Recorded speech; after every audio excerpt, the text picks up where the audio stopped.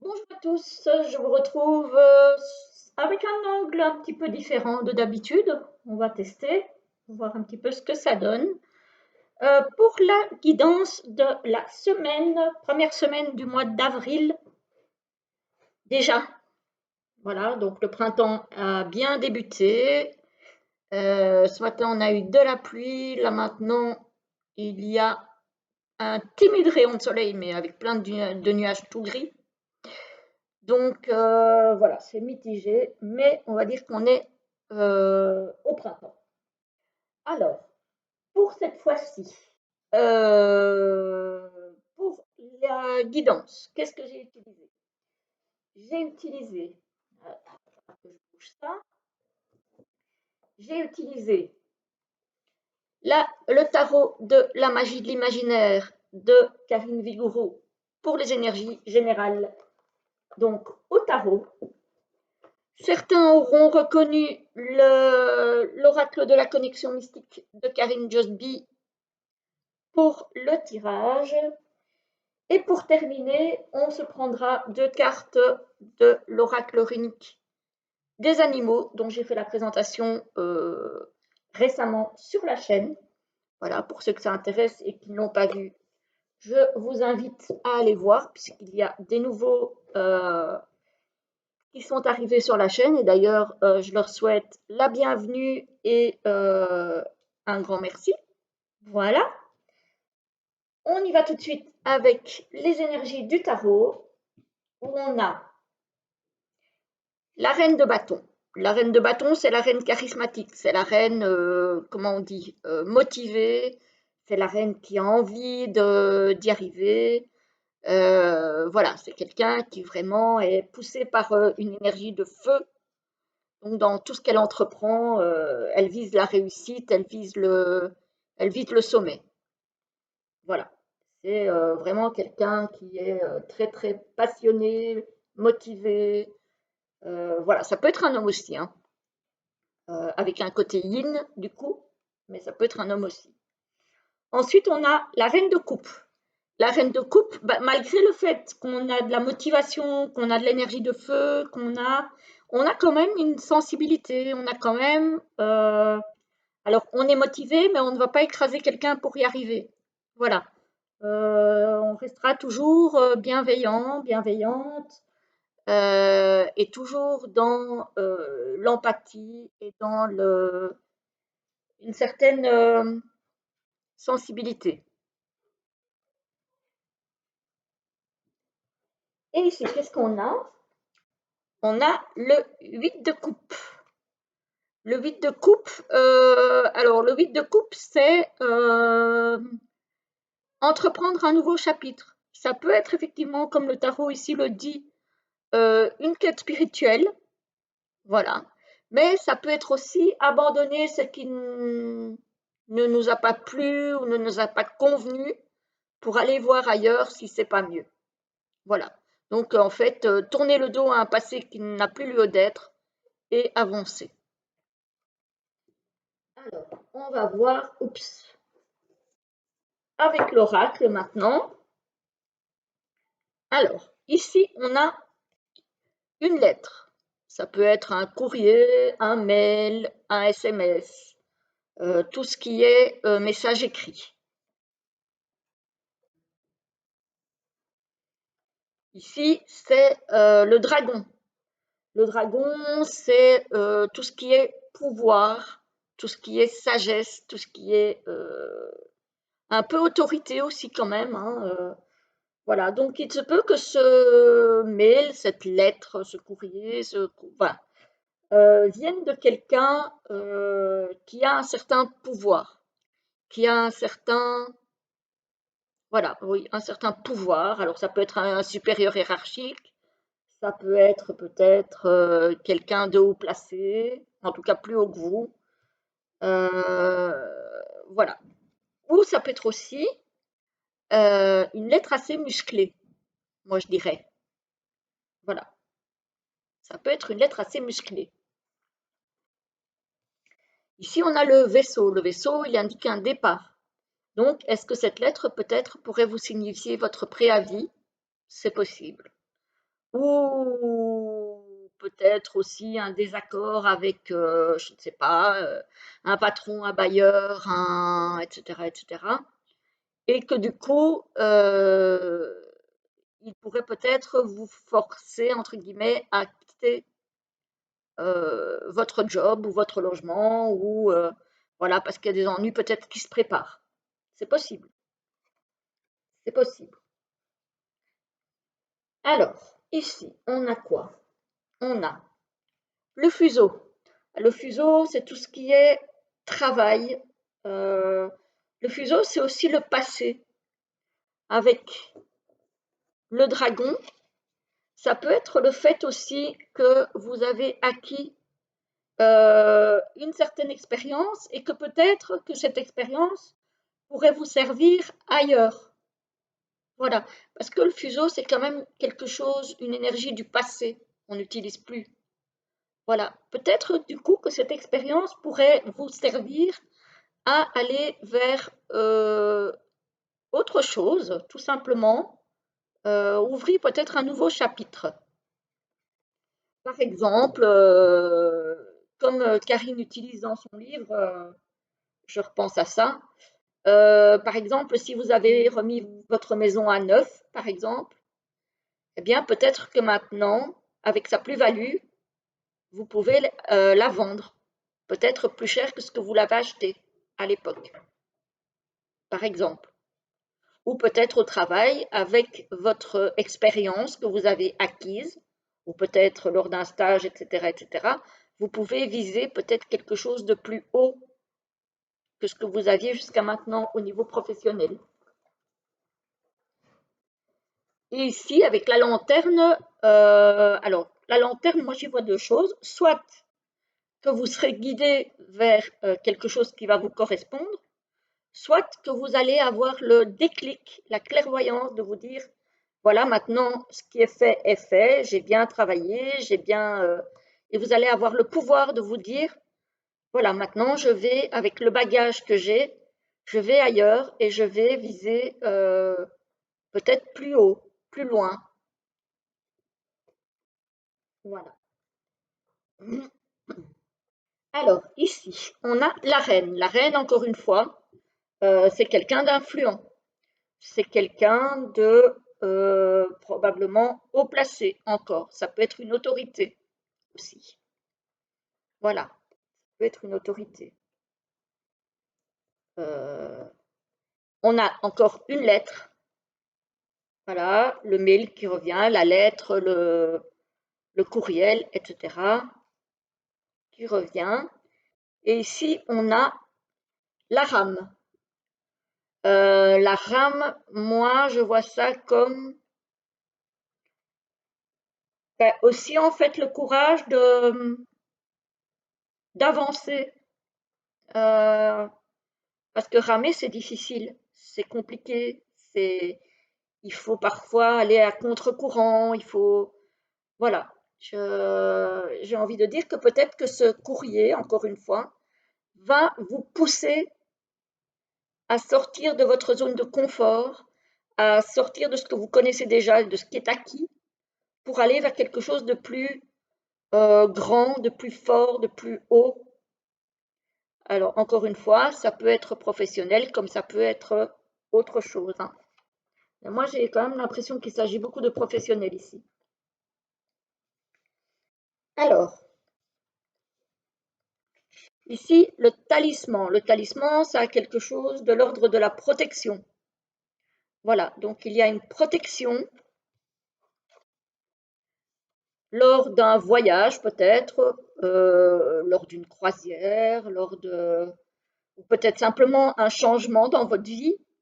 Voilà, vous êtes protégé. Par contre, attention parce que vous allez avoir des obstacles. J'ai le mont ici. Donc, malgré le fait que vous êtes protégé, et heureusement qu'il y a la protection, parce que vous risquez d'avoir quand même des petits soucis à gérer cette semaine. Euh, voilà. Peut-être par rapport à ce courrier, parce qu'on voit quand même que c'est un courrier qui pourrait être assez désagréable. Peut-être que c'est ça que vous allez peut-être avoir du mal à gérer, à passer au-dessus. Voilà. C'est possible, peut-être une nouvelle qui ne vous fait pas plaisir, hein, si ce n'est pas au niveau du boulot, ça peut être autre chose, hein, une nouvelle qui ne vous plaît pas, ça peut être plein de choses. On ne me donne pas ici ce qui est à l'origine de ce courrier, donc c'est général. Ça peut être toutes sortes de choses, hein. Donc voilà. C'est ouais. Moi j'ai quand même l'impression ici que au niveau du travail que vous faisiez, vous êtes arrivé un petit peu au bout de, comment je vais dire ça, pas au bout de vos expériences, mais au bout de ce que ça pouvait vous apporter. Et donc vous êtes coincé. Donc peut-être justement aussi qu'il faut peut-être pas attendre qu'on vous dise de partir non plus et oser aller de l'avant pour faire le saut si vous vous sentez dans cette configuration-là. Ça concernera évidemment les personnes qui travaillent, mais voilà. Donc, il y a quand même quelques petits blocages cette semaine. Je ne ressens rien de catastrophique, mais vous allez peut-être avoir affaire à, alors, soit une personne de pouvoir, soit une autorité, que ce soit un ministère, je ne sais pas, n'importe, quelque chose d'assez casse-pied, j'ai envie de vous dire. Voilà, ça va vous casser les pieds, ça va vous embêter parce que vous allez avoir l'impression d'être coincé, en fait. Je ne sais pas ce que j'ai comme d'autres dates là. Ah, bah, j'ai le soleil derrière quand même, hein. J'ai le soleil quand même derrière, donc ça devrait s'arranger. N'oublions pas qu'on a la protection. Et j'ai le chien, donc vous pourriez avoir un appui de quelqu'un de bien intentionné, j'ai envie de dire. Donc ça, c'est plutôt sympa. Donc voilà pour la guidance de cette semaine. Il y a du positif, parce que ça va vous aider à vous sortir de votre zone de confort, de vous sortir de ce que vous connaissez déjà et de ce qui n'a peut-être plus lieu d'être. Ici, avec où est-ce qu'il est? Avec le 8 de coupe, on avait bien quelqu'un qui quittait une situation qui ne lui convenait plus. J'ai l'impression que ça se rejoint avec le tirage. Voilà. J'ai bien l'impression que ça se rejoint avec le tirage. Et en première carte, on avait quoi? On avait la reine de bâton. Donc voilà, il faut rester motivé, il faut rester forte, il faut rester dans vraiment l'énergie d'avoir envie de bouger. Voilà, voilà, voilou. Ben, c'est c'est assez hard comme tirage quand même si c'est pas mauvais. Parce que même s'il y a des choses qui vont vous contrarier, qui vont vous ennuyer, et qui vont vous... En fait, vous allez être challengé, j'ai l'impression, cette semaine. Et en soi, c'est pas négatif. Vous allez juste devoir passer au-dessus de... affronter un défi, en fait. J'ai envie de voir ça comme ça. C'est vraiment affronter et affronter un défi et dépasser des blocages. Voilà. Parce que la montagne, oui, elle est là, elle va nous bloquer pendant un moment, mais il suffit de contourner. Une montagne, ça peut se contourner.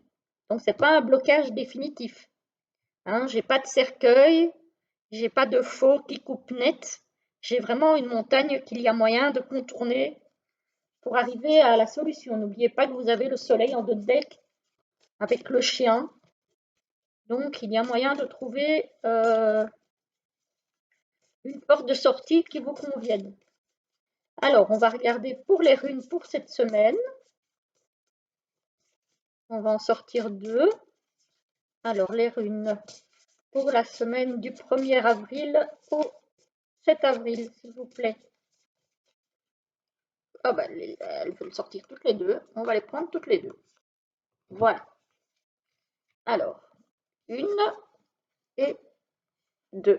Là, par contre, il va falloir que je vous lise le livret parce que, hop, 1 et 2. 1 et 2. J'espère que je vais regarder la vidéo après parce que je n'ai pas l'habitude de filmer sous cet angle-là. Voir si vous voyez les cartes. Alors, on va chercher la première. Hop. Qui s'appelle Laguse. Alors, elle est où? Hop, hop, hop. Elle est où? Elle est où? Elle est là, avec l'hippocampe. 68. Hop. Voilà. Ah, Laguse, avec l'hippocampe, donc. Énergie féminine. Depuis les eaux profondes, le minuscule hippocampe ressent le flux et le reflux de la mer. Dans l'océan de la vie, immense et universel, il sait l'unité de toute vie et la connexion entre le passé, le présent et l'avenir. Dans son monde, l'eau est partout et imprègne tout. Elle est source de vie. L'hippocampe symbolise l'inconscient, les forces de vie invisibles, le rêve, les aspects cachés du soi. La guse est une rune puissante, tout comme l'eau est puissante, fluide et constamment changeante. Elle vous invite à abandonner la lutte pour suivre le courant. Quand je vous dis que parfois, ce qui ne vous sert plus, il faut partir, c'est ce qu'on vous dit.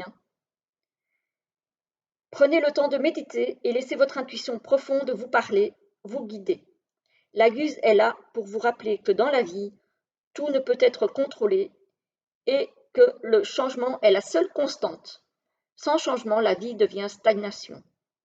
Renversée, cette rune indique des tempêtes, des mers démontées. Elle peut aussi signifier une dépression, une illusion qui périclite, un chantage émotionnel, une toxicité. Les mots-clés sont flow, message, mémoire, rêve, inconscient, destin et karma. La guse renforce la clairvoyance et les visions du futur. Utilisez cette rune pour vous aider à travailler vos rêves et vos projections astrales, par exemple en la traçant sur votre troisième œil. Voilà, ça c'est si vous avez éventuellement des runes. Vous pouvez la retracer, de toute façon vous la voyez là au-dessus. Voilà, ça c'est pour ceux qui ont choisi la première. Et la deuxième c'est... alors, elle est page...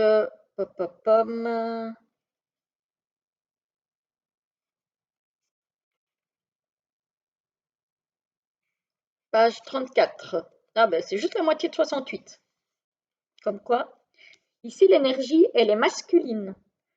Le corbeau est alerte et d'une intelligence rare.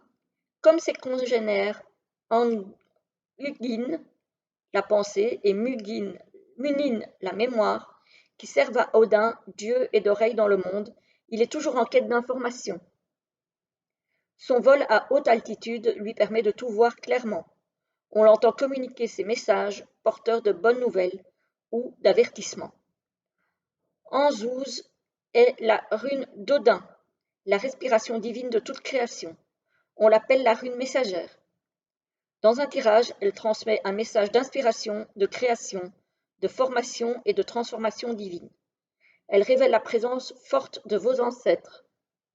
Anzouz représente l'arrivée d'une révélation ou d'une vision. Le langage dans tous ses emplois et toute sa puissance lui est essentiel.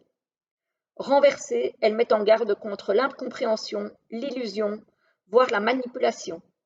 Méfiez-vous des mauvais conseils. Les mots-clés sont communication, inspiration divine, vision, ordre et vision de la vérité. L'usage magique. L'énergie de cette rune est puissante, aussi maniez-la avec précaution.